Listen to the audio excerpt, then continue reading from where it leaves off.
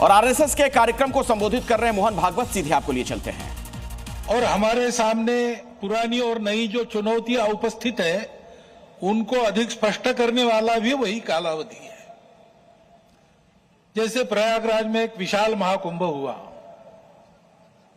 आधुनिक व्यवस्थापन के सारे कीर्तिमान तोड़कर एक जागतिक विक्रम तो उसने प्रस्थापित किया ही, लेकिन संपूर्ण भारत में श्रद्धा और एकात्मता की एक लहर उसने दौड़ा दी। पिछले साल एक दुर्घटना पहलगाम की भी हुई, हमला हुआ सीमा पार के आतंकियों के द्वारा, 26 भारतीय नागरिकों की उनका धर्म पूछकर हत्या की। लेकिन उसके चलते सारे देश में प्रचंड दुख और क्रोध की लहर पैदा हुई। पूरी तैयारी करके सरकार ने, हमारी सेना ने उसका बहुत पुरजोर उत्तर दिया। सारे प्रकरण में हमारे नेतृत्व की दृढ़ता, हमारे सेना का शौर्य, कौशल्य और समाज की एकता और दृढ़ता का एक उत्तम चित्र प्रस्थापित हुआ। और यह भी वह घटना हमको सिखा गई कि यद्यपि हम सबके प्रति मित्र भाव रखते हैं और रखेंगे, फिर भी अपने सुरक्षा के विषय में हमको अधिकाधिक सजग रहना पड़ेगा, समर्थ बनना पड़ेगा। क्योंकि इस घटना के बाद दुनिया में विभिन्न देशों ने अपनी अपनी जो भूमिका ली, उसमें हमारी ये भी ध्यान में आया कि हमारे मित्र कौन कौन है और कहां तक है। देश के अंदर भी अशांति फैलाने वाले असंवैधानिक उग्रवादी या संविधान विरोधी कहिए उग्रवादी नक्सली आंदोलन पर शासन और प्रशासन की दृढ़ कार्रवाई भी हुई। और उनके अनुभव से उनके विचारधारा का खोखलापन और उनकी क्रूरता का अनुभव होने के कारण समाज भी उनसे मोहभंग होकर विमुख हो गया। लेकिन उनका नियंत्रण तो हो जाएगा, परंतु अब ये उस क्षेत्र में एक बड़ी जो बाधा थी वो दूर होने के बाद उस क्षेत्र में न्याय की स्थापना हो, विकास वहां तक पहुंचे, सद्भावना, संवेदना और सामरस्य वहां स्थापित हो, इसके लिए समाज की भी और शासन प्रशासन की भी योजनाएं चलनी पड़ेगी। क्योंकि इनका अभाव ही ऐसे उग्रवादी ताकतों के पनपने का कारण बनता है। इससे त्रस्त मनुष्य दूसरा कुछ उपाय दिखता नहीं, इसलिए निराश होकर उनको प्रश्रय देता है। ये न हो इसलिए ऐसी योजनाओं की आवश्यकता है। आर्थिक क्षेत्र में भी हम आगे बढ़ रहे हैं। ऐसा जो प्रचलित परिमाण है दुनिया के, उसके आधार पर कहा जा सकता है हमारा देश आर्थिक क्षेत्र में आगे बढ़े, इसलिए आर्थिक जगत के हमारे उद्योगी बंधु, विशेषकर तरुण उद्योजक, इनमें एक मादा भी दिखता है, उत्साह भी दिखता है, इच्छा आकांक्षा भी दिखती है। परंतु ये जो प्रचलित अर्थ प्रणाली है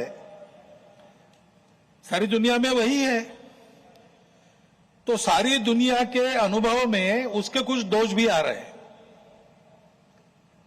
विकास के इस प्रकार के पद्धति से अमीरी और गरीबी का अंतर बढ़ता है।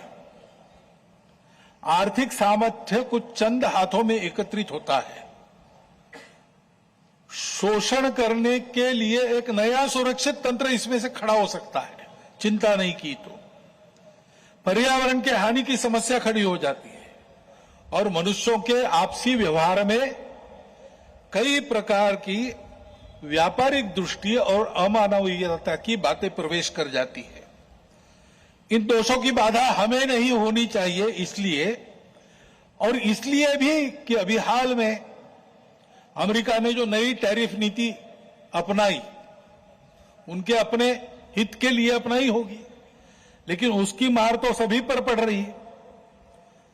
इसलिए ये सारा परिदृश्य अथवा ये सारी प्रचलित पद्धति उस पर हम निर्भर हो जाए ऐसी नहीं है।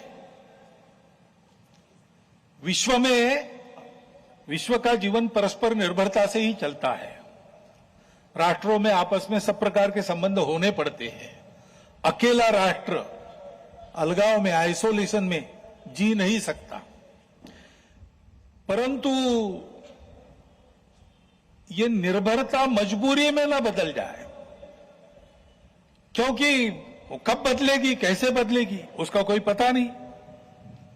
और इसलिए इस निर्भरता को मानते हुए, विश्व जीवन की एकता को मानते हुए, हमको इसको मजबूरी न बनाते हुए जीना अगर है तो स्वदेशी और स्वावलंबन का कोई परिणाम नहीं, कोई पर्याय नहीं।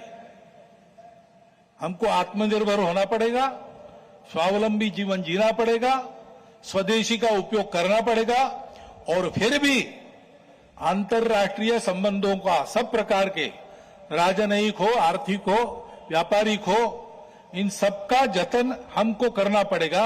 लेकिन उसमें मजबूरी नहीं होगी, हमारी अपनी इच्छा होगी, हमारा अपना सद्भाव होगा, ऐसा हमको बनना पड़ेगा।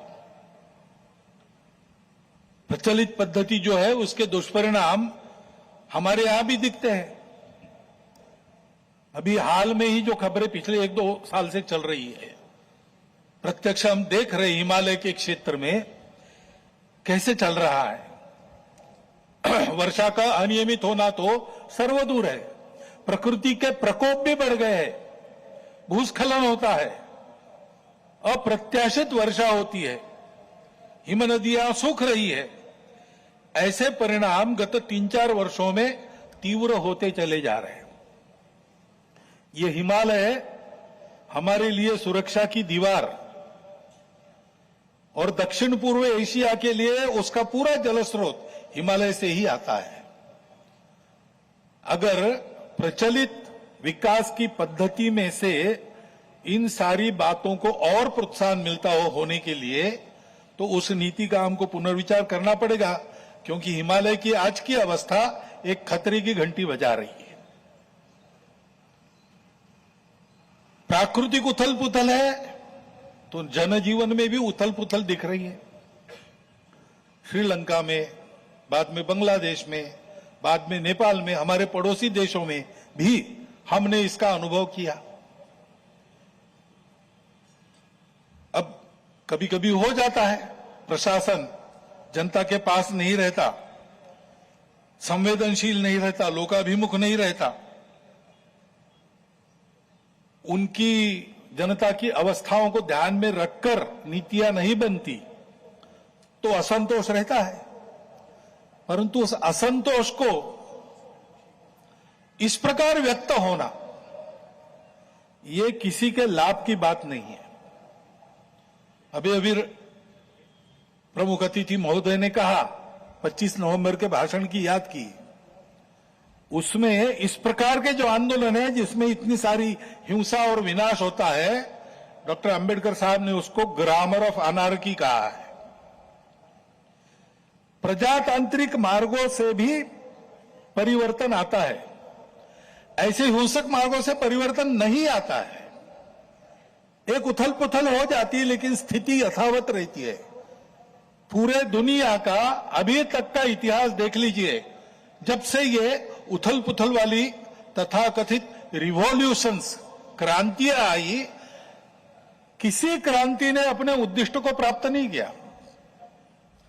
राजा के खिलाफ फ्रांस की राज्य क्रांति हुई, उसका परिणाम क्या हुआ? नेपोलियन बादशाह बन गया, वही राजतंत्र कायम रहा। इतनी सारी तथाकथित साम्यवादी क्रांतियां हुई, सब साम्यवादी देश आज पूंजीवादी तंत्र पर चल रहे हैं, जिसके खिलाफ क्रांति हुई। ऐसे हिंसक परिवर्तनों से उद्देश्य नहीं प्राप्त होता है, उल्टा इस अराजकता की स्थिति में देश के बाहर की स्वार्थी ताकतों को अपने खेल खेलने का मौका मिलता है। और इसलिए हमारे पड़ोसी देशों में जो उथल पुथल हो रही, ये हमारे ही देश है, वे हमसे दूर नहीं है। कुछ वर्ष पूर्व भारत ही थे, हमारे अपने हैं। उनमें इस प्रकार की अस्थिरता उत्पन्न होना, ये हमारे लिए, हम केवल उनके पड़ोसी है इसलिए नहीं, वो सब हमारे अपने देश है, इसलिए चिंता का विषय है। हितरक्षण से भी ज्यादा ये जो हमारा आत्मीयता का संबंध है, अपनेपन का संबंध है, उसके चलते ये चिंता होती है। परिस्थितियां ऐसी है, जैसा मैंने कहा, दोनों प्रकार है। सुखदायक रूप बहुत दिखता है, सुख सुविधा बढ़ी, मनुष्य के ज्ञान की, विज्ञान की प्रगति हुई, व्यवस्थाएं आरामदायक बनी, राष्ट्र पास आए, माध्यमों के जरिए भी और आर्थिक लेन देन के जरिए भी। परंतु इस परिवर्तन की, विज्ञान और तकनीकी की गति इतनी ज्यादा है कि मनुष्यों की गति का बदलने की और उसका तालमेल नहीं बैठ रहा है। इसलिए भी मनुष्य जीवन में कई प्रकार की समस्याएं, युद्ध, अन्य छोटे बड़े कलह, ये तो सब चल ही रहे।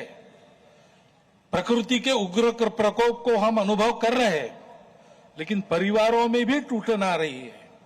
नागरिक जीवन में बढ़ता हुआ अनाचार, अत्याचार दिखाई देता है।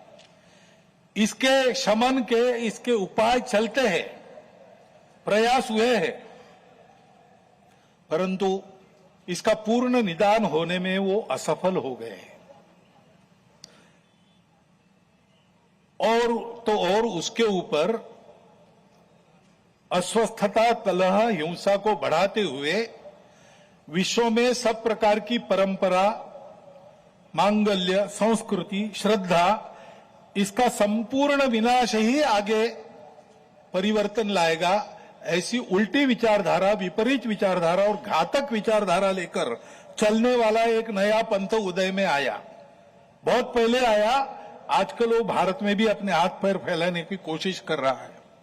सभी देशों में उसके कारण जो समाज जीवन की अस्त व्यस्त अवस्था हुई है और एक तरह से अराजकता की ओर सारा समाज बढ़ रहा है, ऐसी संभावना दिखती है, उसका अनुभव सब देशों में हो रहा है। और इसलिए इन सारी परिस्थितियों को लेकर विश्व जब पुनर्चिंतन करता है तो वो भारत की ओर अपेक्षा से देखता है। भारत इसका कोई उपाय निकाले, ऐसे विश्व में भी अपेक्षा है। और सौभाग्य से भारत में एक आशा की किरण ये दिखाई देती है कि नई पीढ़ी में देशभक्ति की भावना, अपने संस्कृति के प्रति आस्था और विश्वास का प्रमाण निरंतर बढ़ा है। संघ के स्वयंसेवकों सहित समाज के व्यक्ति और समाज की संस्थाएं अभावग्रस्त वर्गों की निस्वार्थ सेवा करने के लिए अधिकाधिक आगे आ रहे हैं। समाज स्वयं को सक्षम अनुभव करता है और इसलिए कई बातों में सरकार के पहले पहल करके अपने सामने की समस्याओं का खुद ही निदान करने में यशस्वी हो रहा है। यह भी एक अच्छा लक्षण है और इसलिए ऐसे सब कार्यों में समाज का सहयोग संघ भी अनुभव करता है, अन्य ऐसे काम करने वाले संगठन और व्यक्ति भी अनुभव करते हैं। प्रत्यक्ष सहयोग और सहभाग, इसकी इच्छा समाज में बढ़ रही है और बुद्धिजीवियों में भी अपने देश के, हमारा कोई स्वतंत्र अलग ऐसा कोई प्रतिमान, ऐसा कोई मॉडल हो सकता है क्या, इसकी खोज करनी चाहिए, ऐसा चिंतन बढ़ रहा है। क्योंकि भारतीय चिंतन दृष्टि एक विशेष है। हमारे प्रमुख अतिथि महोदय ने जितने नाम लिए, उन सहित स्वामी विवेकानंद से लेकर तो महात्मा गांधी जी, दीनदयाल उपाध्याय, राम मनोहर लोहिया जी तक, इन सब लोगों ने इस प्रकार का एक दृष्टि को, इस प्रकार की दृष्टि को सामने रखते हुए कुछ चिंतन दिया है। उसकी तफसील उसके अलग अलग होंगे, परंतु उसकी दिशा एक ही है। आधुनिक विश्व के पास जो दृष्टि है वो गलत नहीं है, लेकिन अधूरी अवश्य है। मानव का भौतिक विकास होता है,